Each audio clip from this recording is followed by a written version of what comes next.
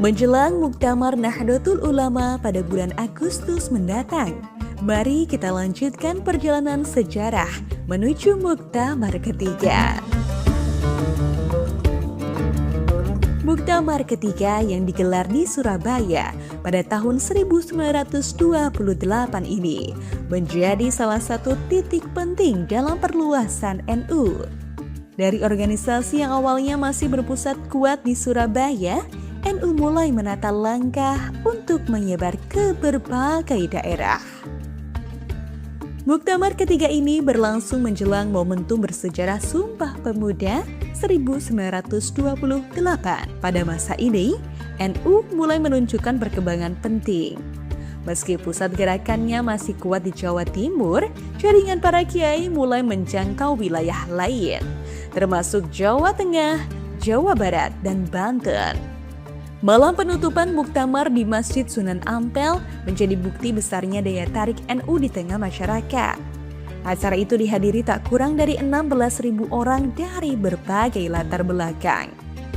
Sementara peserta resmi Muktamar berjumlah sekitar 260 kiai.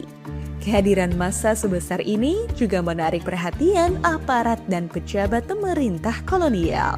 Untuk memastikan nilai-nilai organisasi terus menyebar, Muktamar ketiga mengambil keputusan strategis dengan membentuk Lajnatun Nasihin, sebuah komisi dakwah yang bertugas memperluas jaringan NU ke daerah-daerah.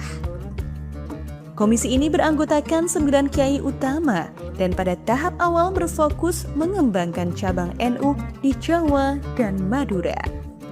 Selain memperluas wilayah dakwah, Muktamar ketiga juga menghasilkan keputusan-keputusan hukum yang sangat maju melalui sidang Bahsul Masail.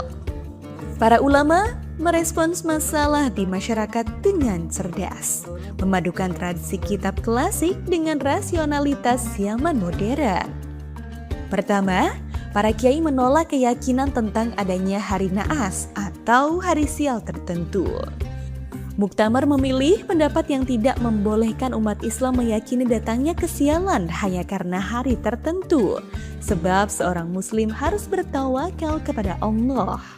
Kedua, para kiai membahas hukum membeli dinar emas dengan rupiah atau uang kertas, sebuah persoalan baru yang muncul seiring perubahan alat tukar pada masa kolonial. Pembahasan ini menunjukkan bahwa sejak awal NU telah merespons persoalan ekonomi modern yang dihadapi masyarakat dengan rujukan kitab-kitab fikih.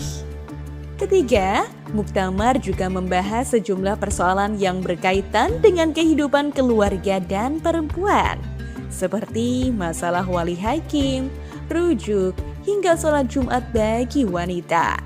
Ini menunjukkan bahwa Bahsul Masail NU sejak awal tidak hanya membahas ibadah ritual, tetapi juga persoalan sosial yang dekat dengan kehidupan masyarakat. Peristiwa Muktamar ketiga tahun 1928 menunjukkan kemampuan para ulama pesantren dalam menjaga tradisi keagamaan sekaligus merespons perubahan zaman.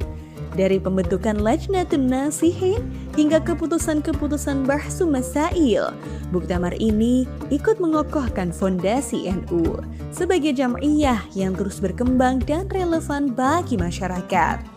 Semoga semangat perjuangan dan kemajuan dari Muktamar ketiga ini bisa terus menginspirasi kita semua.